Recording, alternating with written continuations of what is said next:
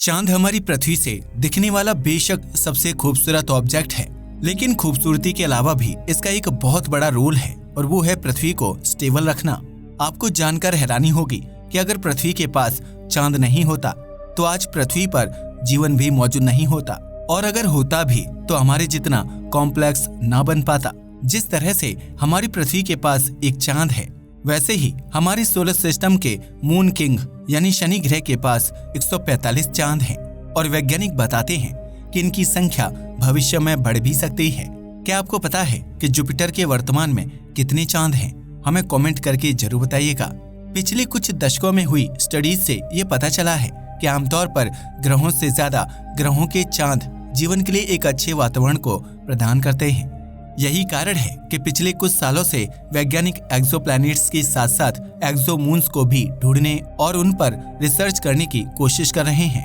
आपकी जानकारी के लिए बता दूं कि जो भी ग्रह हमारे सौरमंडल के बाहर मौजूद होता है उसे वैज्ञानिक एक्सोप्लैनेट कहकर बुलाते हैं।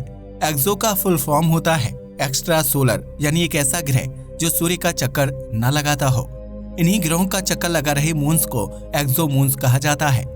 आज के इस वीडियो में हम आपको ये बताने वाले हैं कि हमारा चांद पृथ्वी के लिए इतना इम्पोर्टेंट क्यों है और एक्सोमून्स पर स्टडी करने से कैसे हम आने वाले समय में एलियंस को भी ढूंढ सकते हैं।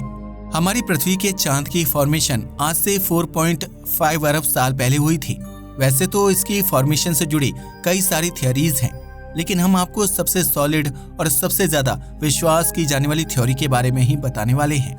वैज्ञानिक बताते हैं कि आज से 4.5 बिलियन साल पहले हमारे सौरमंडल में मंगल ग्रह जैसा ही एक और ग्रह मौजूद हुआ करता था।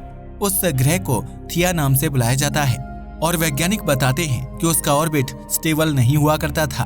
उस समय हमारे सौरमंडल की बस शुरुआत ही हुई थी, इसलिए ज्यादातर ऑब्जेक्ट स्टेबल नहीं थे और उन्हीं में से एक ये ग्रह भी था। आज से 4.5 अरब साल पहले हमारे सौरमंडल में एक बहुत बड़ा चेंज आता है, क्योंकि पृथ्वी और थिया आपस में टकरा जाते हैं। वैज्ञानिक बताते हैं कि इस इवेंट ने हमारे सौरमंडल को पूरी तरीके से चेंज कर दिया था, क्योंकि इसकी वजह से एक नए ऑब्जेक्ट की फॉर्मेशन होने वाली थी, जिसे हम आज चांद कहते हैं। थिया और पृथ्वी के आपस में टकराने की वजह से बहुत सारा मैटर अंतरिक्ष में रिलीज होता है। यह मैटर पृथ्वी के आसपास एक रिंग की फॉर्मेशन कर लेता है, लेकिन यह रिंग भी स्टेबल नहीं होती। समय बीतने के साथ साथ इस रिंग में मौजूद पत्थर आपस में जुड़ने लगते हैं और एक नए स्ट्रक्चर की फॉर्मेशन करने लगते हैं। यह कुछ और नहीं बल्कि हमारी पृथ्वी का ही चांद था। उस समय हमारी पृथ्वी लावा का एक समुद्र हुआ करती थी और इसका तापमान आज के मुकाबले कई गुना ज्यादा हुआ करता था। लेकिन जैसे जैसे समय बीतता गया, इसका तापमान कम होने लगा और पृथ्वी ठंडी होने लगी। करीब 4 अरब साल पहले पृथ्वी और चांद दोनों को ही एक बहुत बड़े डिजास्टर का सामना करना पड़ा। यह पृथ्वी और चांद के लिए तो एक डिजास्टर था, लेकिन आने वाले समय में यह एक बहुत ही इम्पोर्टेंट इवेंट साबित होने वाला था। हम बात कर रहे हैं द लेट हैवी बॉम्बार्डमेंट की। आसमान से आने वाले कई सारे उल्कापिंड अचानक से पृथ्वी और चांद से टकराने लगते हैं। टकराव की वजह से वापस से पृथ्वी का तापमान बढ़ने लगता है और इसका वायुमंडल जहरीली गैसों से कवर हो जाता है। लेकिन इन जहरीली गैसों के साथ साथ अब वायुमंडल में एक और बहुत कीमती चीज मौजूद थी और वो थी भाप। लेट हैवी बॉम्बार्डमेंट में गिरने वाले एस्टेरॉयड के केंद्र में बर्फ मौजूद थी, जो पृथ्वी से टकराव होने के बाद पिघलने लगी और भाप में कन्वर्ट होने लगी। बाद में इसी भाप ने बारिश के जरिए पृथ्वी पर समुद्रों का निर्माण किया और इन्हीं समुद्रों में जीवन की शुरुआत हुई, जो विकसित होते होते आज हमारे जैसे कॉम्प्लेक्स जीवों में तब्दील हो गया। लेट हैवी बॉम्बार्डमेंट की वजह से ही चांद को भी अपने गड्ढे मिल पाए, जो आज हमें इसकी सतह पर दाग के रूप में दिखाई देते हैं। यह गड्ढे लेट हैवी बॉम्बार्डमेंट होने का जीता जागता उदाहरण है। हमारा चांद सौरमंडल में मौजूद बाकी चांदों के मुकाबले काफी ज्यादा यूनिक है। वैज्ञानिक बताते हैं कि एक नॉर्मल चांद का द्रव्यमान अपने ग्रह के द्रव्यमान से 10,000 गुना कम होता है, लेकिन पृथ्वी के केस में ऐसा नहीं है। पृथ्वी के चांद का द्रव्यमान पृथ्वी के द्रव्यमान का 1.2% है, जो पूरे सौरमंडल में किसी भी ग्रह और चांद के रेशियो से ज्यादा है। यही चीज हमारे चांद को यूनिक बनाती है। ज्यादा द्रव्यमान होने की वजह से यह पृथ्वी की रोटेशन को कंट्रोल करता है, जिस वजह से यहाँ का क्लाइमेट जीवन के लिए सबसे अच्छा रहता है। इसके अलावा चांद के गुरुत्वाकर्षण बल की वजह से पृथ्वी पर टाइड्स देखने को मिलती है। यह पूरे ग्रह के इकोसिस्टम को मेंटेन करने में मदद करती है और हवाओं की दिशा को कंट्रोल करने में भी इनका बहुत बड़ा हाथ होता है। चांद हमारी पृथ्वी को एक और तरीके से इफेक्ट करता है, लेकिन इसके बारे में ज्यादा चर्चाएं नहीं होती।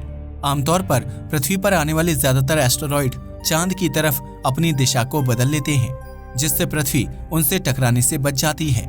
वैज्ञानिकों के मुताबिक ऐसा पृथ्वी की हिस्ट्री में कई बार देखा जा चुका है और उसके निशान हमें चांद की सतह पर गड्ढों के रूप में दिखाई देते हैं। वैज्ञानिक उन गड्ढों को स्टडी करके ये पता लगा लेते हैं कि एस्टेरॉइड कितना बड़ा होगा और वह किस दिशा से आया होगा। इन सभी चीजों से ये बात तो क्लियर हो जाती है कि चांद हमारे लिए बहुत ही ज्यादा इम्पोर्टेंट है।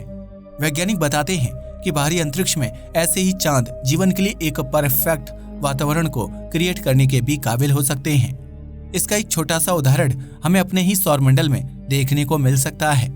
वैज्ञानिकों के मुताबिक मंगल ग्रह सौरमंडल का इकलौता ऐसा ग्रह है जिस पर इंसान भविष्य में अपनी कॉलोनीज को बसा सकते हैं।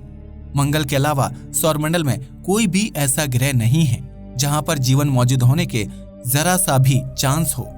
ऐसा बताया जाता है कि शुक्र ग्रह के ऊपरी वायुमंडल में माइक्रोबियल लाइफ मौजूद हो सकती है, लेकिन इसके कोई भी ठोस प्रमाण अभी तक वैज्ञानिकों को नहीं मिले हैं। वहीं अगर हम सौरमंडल में मौजूद मून्स की बात करें तो हमें कई सारे ऐसे चांद देखने को मिल जाते हैं जहां पर जीवन मौजूद हो सकता है।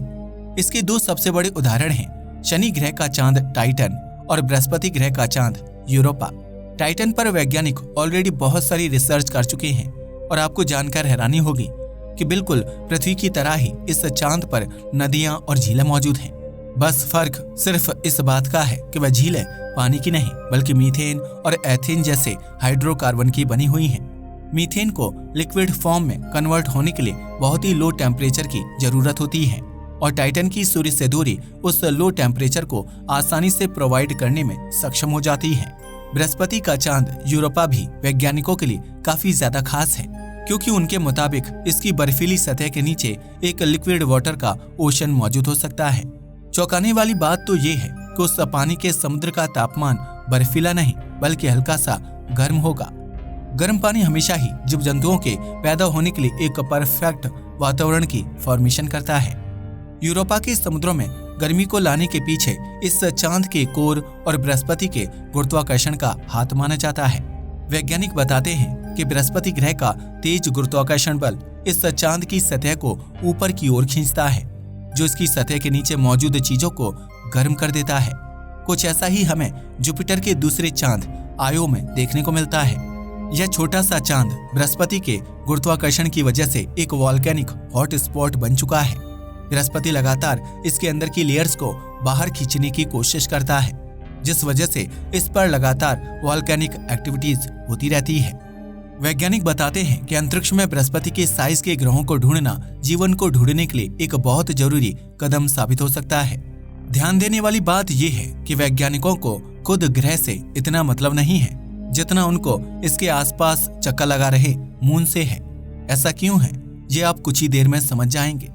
एक ग्रह पर जीवन ढूंढने के लिए वैज्ञानिक सबसे पहले यह चेक करते हैं कि वह अपने तारे के हैबिटेबल जोन में मौजूद है या नहीं। अब तारे का हैबिटेबल जोन एक लिमिटेड एरिया होता है और उसमें एक साथ कई सारे ग्रह मौजूद नहीं रह सकते। इसके अलावा ये देखा जाता है कि कई ग्रहों में अपनी खुद की मैग्नेटिक फील्ड नहीं होती, जिस वजह से वह तारे से निकलने वाली हार्मफुल रेडिएशन से अपने आप को नहीं बचा पाते। इसी वजह से ग्रहों पर जीवन मिलने के भी चांस काफी ज्यादा कम हो जाते हैं। लेकिन एक्सोमून्स के साथ ऐसा नहीं है। एक्सोमून्स को गर्मी पाने के लिए किसी तारे पर निर्भर नहीं रहना पड़ता। जैसा कि मैंने आपको पहले ही बताया कि जुपिटर जैसा विशाल ग्रह अपने चांदों पर बहुत तेज गुरुत्वाकर्षण बल को लगाता है, जिस वजह से उनकी सतह तेजी से गर्म होने लगती है। यही गर्मी अगर एक अच्छे लेवल तक हो तो वह जीवन को सपोर्ट करने में भी मदद कर सकती है। इसके लिए किसी चांद को तारे के हैबिटेबल जोन में रहने की कोई भी जरूरत नहीं पड़ेगी। टेम्परेचर के बाद बात आती है मैग्नेटिक फील्ड की, जो किसी भी ग्रह या चांद के लिए एक बहुत ही इम्पोर्टेंट चीज होती है। वैज्ञानिक बताते हैं कि ब्रह्मांड में जितने भी जुपिटर के साइज के ग्रह मौजूद हैं, उनकी मैग्नेटिक फील्ड आमतौर पर बहुत स्ट्रांग होती है। हमारी सौरमंडल में भी सूर्य के बाद सबसे स्ट्रॉन्ग मैग्नेटिक फील्ड बृहस्पति ग्रह की ही है। यह स्ट्रॉन्ग मैग्नेटिक फील्ड सिर्फ ग्रह को ही नहीं बल्कि उसके आसपास चक्कर लगा रहे चांद को भी प्रोटेक्शन देती है। ग्रह से निकलने वाली मैग्नेटिक फील्ड एक बहुत बड़े एरिया को कवर करती है और आमतौर पर ग्रह का चांद इसी एरिया के अंदर उसका चक्कर लगा रहा होता है।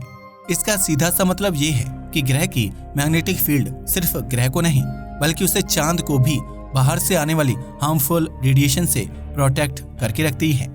ऐसा बृहस्पति के चांदों के साथ भी देखा जा सकता है। बृहस्पति जैसे ग्रहों के आसपास मौजूद एक्सोमून्स को खुद की मैग्नेटिक फील्ड की कोई भी जरूरत नहीं होती। यही कारण है कि वैज्ञानिक लगातार ब्रह्मांड में बृहस्पति जैसे ग्रहों की तलाश में रहते हैं। आज हम 5000 से भी ज्यादा एक्सोप्लैनेट्स को अंतरिक्ष में खो चुके हैं, लेकिन हमें एक भी कन्फर्म्ड एक्सोमून अभी तक नहीं मिला है। केपलर टेलीस्कोप 3 ऐसे ग्रहों को ढूंढ चुका है जिनके आसपास चांद जैसे ऑब्जेक्ट्स को डिटेक्ट किया गया है। अब असल में वो चांद ही है या फिर कुछ और, यह वैज्ञानिक अभी भी कन्फर्म नहीं कर पाए हैं। आने वाले समय में ऐसे टेलीस्कोप को डिजाइन करने की प्लानिंग की जा रही है जो मुख्य रूप से इन्हीं चांदों को स्टडी करे। वैसे दोस्तों, आपको क्या लगता है कि किसी ग्रह या फिर एक्सोमून्स पर, दोनों में से किस पर जीवन होने की ज्यादा चांसेस हैं?